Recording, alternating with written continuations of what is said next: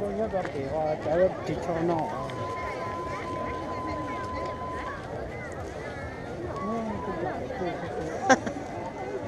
bây giờ tiền nó có sớt xa thì cái gì nó còn đi nhá rồi cái gì tôi thế nhá rồi nhá nó về nát thịt to nữa nên chả tiếc cái này bên trên hả thế nào cái này bên trên hả cái bùa lá ít đấy ít cua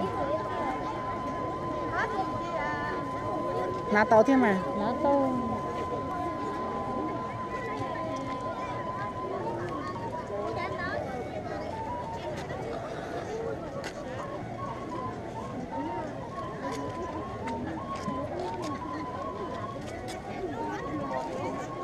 sẽ bỏ một trăm mông nhiều lúc trăm mông nữa cho nên là tôi sẽ không chạy tôi kho thịt kho mà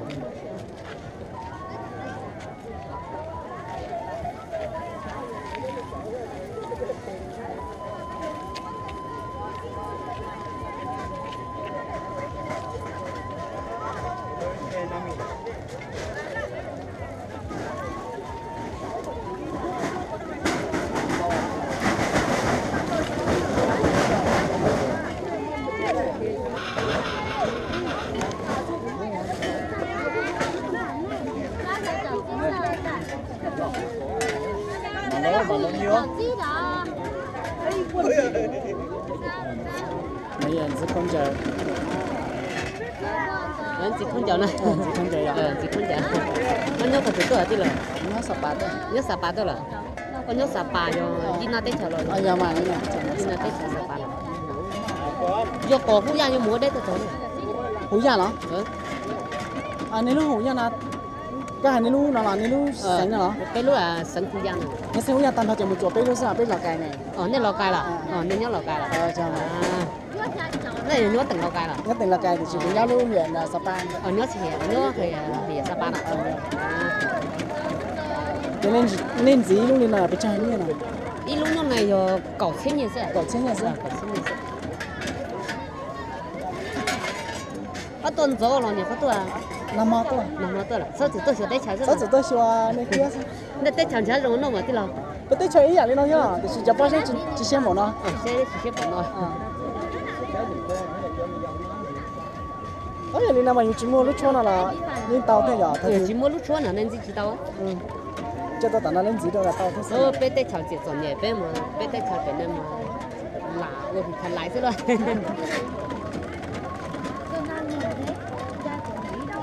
chăm bóng này rồi cái cho thử thọc quá tôi chỉ thử chỉ phụ cái chó chỉ thử móng mà ý là mông à ý là mông à cái chị xuống đi nè ý chị biết chưa nè nè cái chị xuống đi sao giờ thì không mới kìa chỉ bị sai sữa à bị sai sữa à sai ở cái chị xuống đi sao à cái chị cái này ít lúc ít chỗ tới nè chưa mà cho nên là chăm bóng này ý lưu ý chọn tàu đi chọn tàu ít bộ tập hành sao cúc phân gì giờ chị ông bởi gì mà mua ta mà dưới chị mình nhỏ thế mà chỉ chơi gì mà nhà thì gì xong cho mình nhỏ tí là sao cho tí tí mua ta mà à bộ gì chơi mà phi gì theo nhở à bộ gì chơi đó bộ gì chơi nè cái này mà này dưới chị cái này mua ở chỗ mà cái này chơi là mà luôn này cái chỗ ở đấy cho nên ta thọ này chơi dưới xa bữa này cái này là luôn này thế luôn này nè xa bữa ít thọ xa bữa ít lâu lâu chơi lại dưới ít nước chỏ đi à ít chỗ có thể là đi chọn nha chơi đi lan o bây giờ ít chỏ nè cái đó là ion là ra chỉ tao mua người ta uống sao tao mua à nè thì lúc là cho lầu cho lầu nó cho là lầu mà cho lầu cái này dùng một chỗ thế nè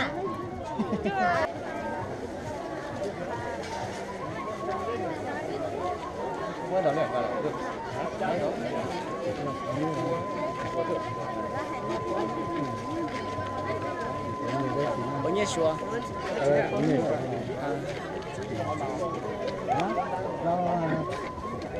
nó có như xuống này.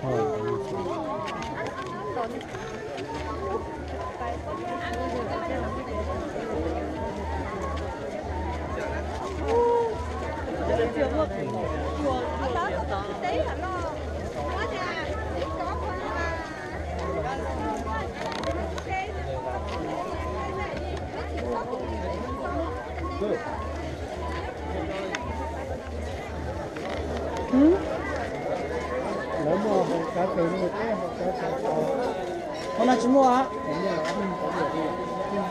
Mình bây giờ trên là su rồi.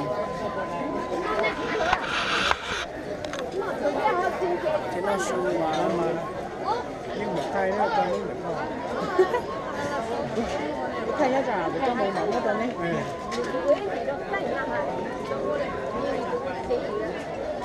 Cái màu là cái củ lon không đã. Alo. Vâng. Không bình thường thôi.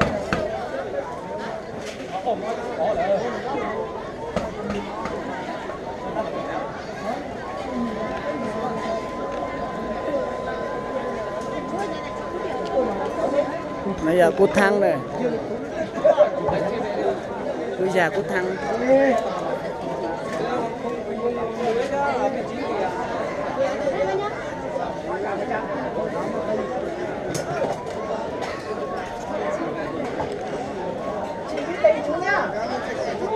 Rồi đây.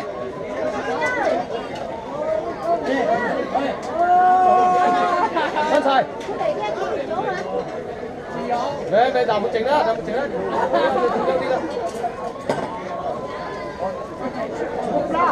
Đây là núi già cút thang này. Coi nó no chạy coi vô cái tẩy tẩy thì nó sẽ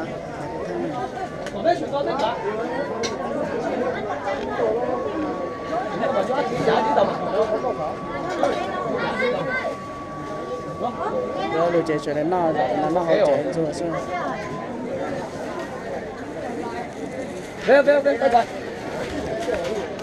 Cút thang này ít tay này bây giờ thế nào? Cút thang ít tay bây giờ.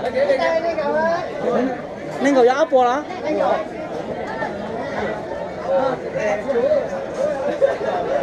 Nên gọi tháng này gì chả? Nên gọi tháng đó. Nên gọi chia đó. Nên gọi chia ít tài. 20.000 lúc tài lo đi chả. Lúc ấy tài nên gọi chia. Cái tiền chơi cần tới ít tài lo lên đời. Cái tiền chơi có xài ít tài lo nên gọi chia nó. Ít tài lo luôn là Chí chầu đó. Bây giờ cút tha nhu là cút tha nhu rồi.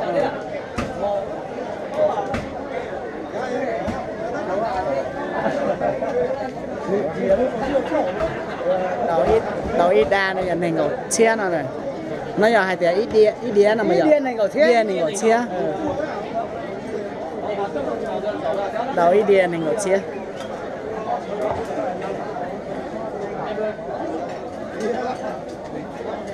Cá cơ thế mà giờ. Hả? Cái tiệc cá cơ này.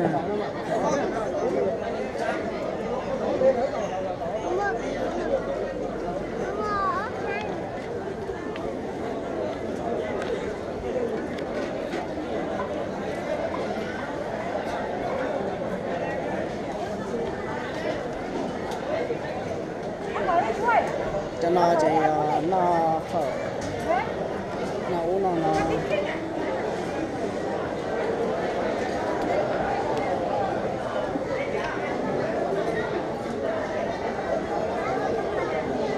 nãy giờ chỉ nó sôi rồi cái món chỉ nó sôi là chả muốn như thế nó bút than chỉ mua chỉ nó phở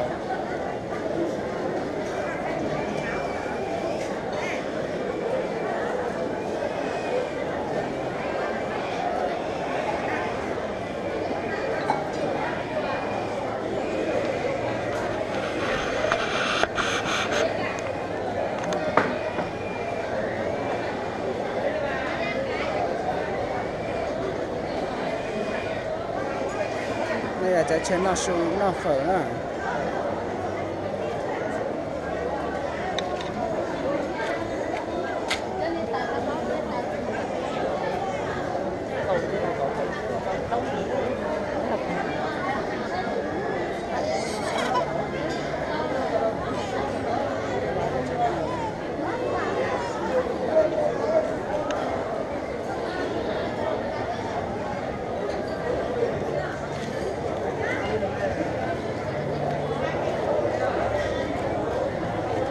Phải luôn. Chia mà chia luôn.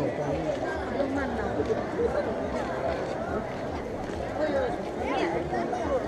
Ice spring. Đây em một trò sáng tạo bữa chơi mồm bò đó, nó chơi mồm bò, mồm nhu này nó như thế này, nó mồm nhu mồm bò nó.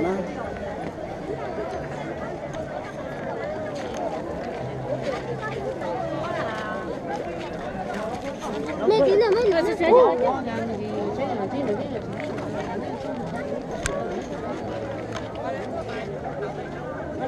Cảm ơn các bạn đã我做咗話能接了呀，我做咗能寫。真係有我做真係寫。能寫了。頭個種嘅可能冇做緊，未跟住緊咯。哦。我就懵喎。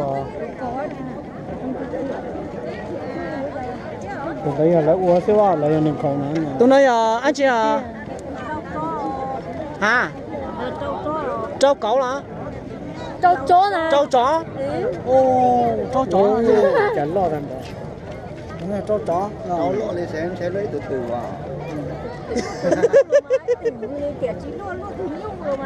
Dính kia sao? Dính kia sao? Cần dính kia sao? Ồ, cho tiền giống nữa. Cho cho tiền không? Giờ tiền rồi. Giờ tiền đó, chỉ nhận đó. Tụi nó bị chơi đấy. À, tụi trâu nó bị chơi đấy. Sao xí? Hả? Lấy trò chi? Bé trò chi? Bé trò chi? Bé lan chi? Bé lan chi? Chỉ bao nhiêu bao nhiêu sao xí là? Nhiều vô. Chị chơi. Có hai con cho bạn chầu đơn tại tân. Chị tao có số ít lượng.